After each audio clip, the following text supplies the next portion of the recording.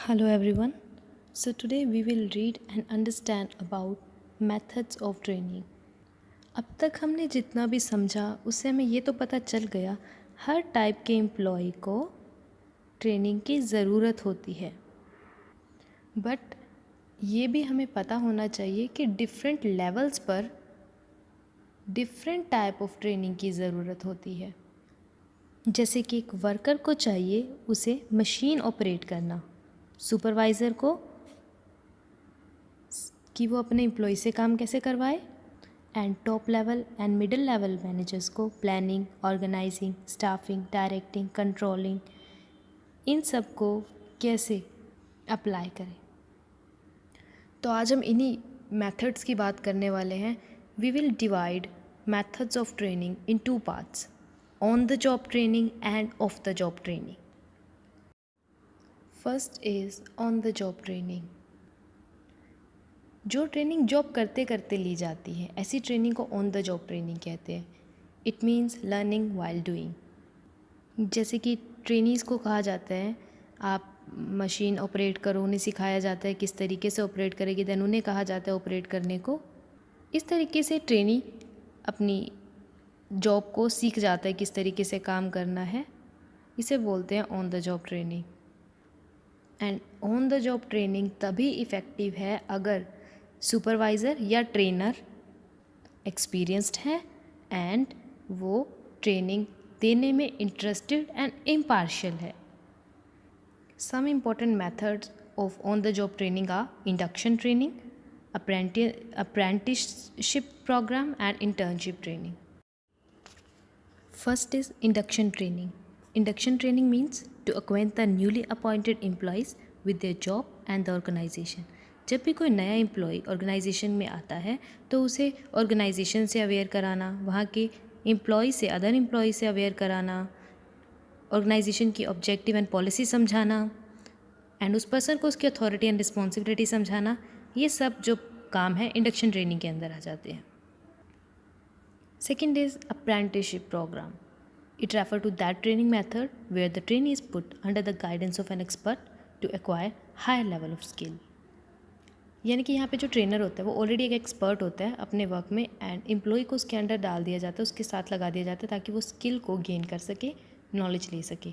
ऐसा काम यूजुअली कहाँ होता है जब आपकी जॉब इलेक्ट्रीशियन, प्लम्बर इस नेचर की होती है, तो यहाँ पर स्किल गेन करने के लिए आपको ऑलरेडी एक्सपर्ट पर्सन के अंडर वर्क करना पड़ता है। Third type of training is internship training. Internship training institution और बिजनेस ऑर्गेनाइजेशन का जॉइंट वर्क होता है। देखो, जो इंस्टीट्यूट है, स्टडी एजुकेशनल इंस्टीट्यूट है, वहाँ का काम क्या होता है? थियोरेटिकल नॉलेज प्रोवाइड करना। बिजनेस का काम क्या होता है? प्रैक्टिकल नॉलेज देना। तो थियोरेटिकल एंड प्रैक्टिकल इन दोनों के बीच में बैलेंस क्रिएट करने का काम इंटर्नशिप ट्रेनिंग करती है। जब आप थियोरेटिकल नॉलेज ले लेते हैं तब आप उसके बाद बारी आती है प्रैक्टिकल नॉलेज की, तब आप बिज़नेस ऑर्गेनाइजेशन में जाते हैं और जैसे ही बिज़नेस ऑर्गेनाइजेशन में कुछ न्यू टर्म्स इंट्रोड्यूस होती हैं तब उन पर्सनस को उन एजुकेशनल इंस्टीट्यूट में भेजा जाता है ताकि वो चीज़ गेन कर सके। तो ये दोनों के बीच में बैलेंस करती है, थ्योरी एंड प्रैक्टिकल नॉलेज के बीच में। Next part is of the job training. जब एम्प्लॉय को ट्रेनिंग आउटसाइड ऑफ प्लेस दी जाती है, यानी कि जब वो जॉब नहीं कर रहा उस टाइम जो ट्रेनिंग दी जाती है उसे बोलते हैं ऑफ द जॉब ट्रेनिंग। इसमें आ जाते हैं सेमिनार, क्लासेस, ये सब पार्ट होते हैं ऑफ द जॉब ट्रेनिंग के। एक मेथड जो है इसमें एक्सप्लेन किया हुआ, that is vertebral training. Vertebral training एक आर्टिफिशियल एक एनवायरनमेंट क्रिएट कर दिया जाता है जो बिल्कुल आपके ओरिजिनल वर्क प्लेस जैसा होता है एंड देन आपको वहाँ पर ट्रेनिंग दी जाती है। ऐसी ट्रेनिंग यूजुअली वहाँ दी जाती है जहाँ बहुत ही टेक्निकल मशीन्स का काम होता है या ऐसा वक्त जहाँ पर डैमेज होने की पॉसिबिलिटी हो सकती है। तो ऐसे में क्या होता है, एक आर्टिफिशियल एनवायरनमेंट सेम वैसा ही क्रिएट कर दिया जाता है एंड देन वहाँ आपको एक्सपीरियंस दिया जाता है। फॉर एग्ज़ाम्पल, जब आप पायलट को ट्रेनिंग दी जाती है तो वहाँ पर वेस्टिब्यूल ट्रेनिंग का यूज़ किया जा सकता है, एक सेम एनवायरनमेंट क्रिएट करके कि आपको किस तरीके से करना होगा। And now we will read about employ development. Employ development means to improve the overall effectiveness of the employees at their current post and to prepare them for holding more responsibility in future. Training में तो हम एक specific knowledge या skill के ऊपर work करते हैं, but जब हम बात करते हैं डेवलपमेंट की, देन हम उसकी ओवरऑल इम्प्रूवमेंट की बात करते हैं. In other words, the objective of HRD, human resource development, in an organization is to prepare those type of manager who not only perform well in the present but also are able to handle more responsibility at higher post in the future. यहाँ पर manager पर work किया जाता है ताकि वो जो आज रिस्पॉन्सिबिलिटी ले रहे हैं वो तो है, बट आने वाले टाइम में जब उन पर रिस्पॉन्सिबिलिटी बढ़ जाएगी तो उस वर्क को भी वो हैंडल कर सके. एम्प्लॉय डेवलपमेंट को फ्यूचर ओरिएंटेड प्रोसेस भी कहा जाता है क्योंकि यहाँ पर फ्यूचर पर फोकस होता है. एम्प्लॉयज़ में रीजनिंग एबिलिटी पर वर्क किया जाता है क्योंकि उन्हें बहुत सारे डिसीजंस लेने होते हैं. Now let's read some feature of employ development. First feature is related to managers. Training non managerial employees के लिए बेटर होती है, बट डेवलपमेंट मैनेजरियल वर्क के लिए बेटर होती है. Second is more focused on future. As we know कि future में मोर रिस्पॉन्सिबिलिटी मैनेजर पर बढ़नी होती है, तो उसके लिए मैनेजर को प्रिपेयर करना होता है. Third is emphasis on all round development. Employ की ऑल राउंड डेवलपमेंट पर ध्यान दिया जाता है. Fourth is more emphasis on education than on training.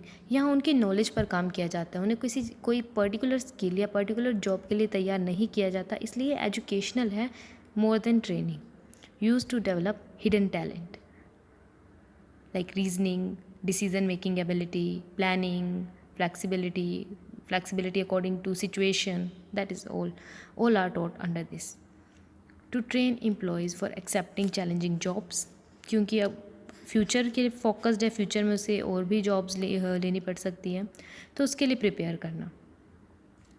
Of the job training methods are use. Usually off the job methods use किए जाते हैं because ये एजुकेशनल है, ये ट्रेनिंग नहीं है, तो यहाँ पर ऑफ द जॉब मेथड ज़्यादा बेटर रहते हैं.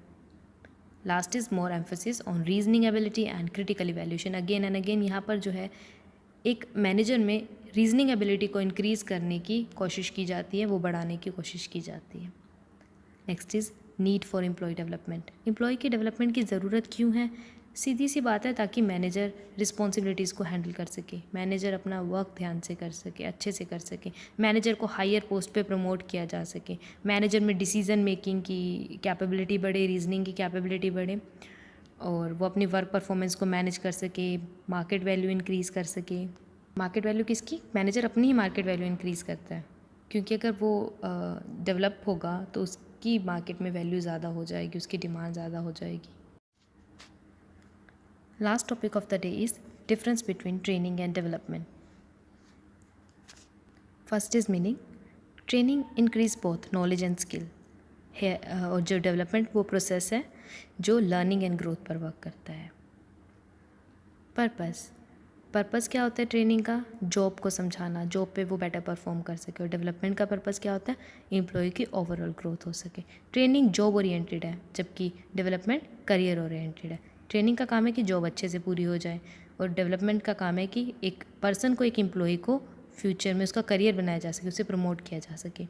Scope. The scope of training is limited. It is just a subset of development, है ना. डेवलपमेंट का एक छोटा सा पार्ट है. Scope of learning is less in training, and development का जो स्कोप है वो बहुत बड़ा है, और ट्रेनिंग तो एक छोटा सा पार्ट है डेवलपमेंट का. Training is related to work, but development is related to person. So that's it for today. Students, you have to read MCQs, fill-ups and true-false related to this lesson. Hope you understand today's lesson. Thank you.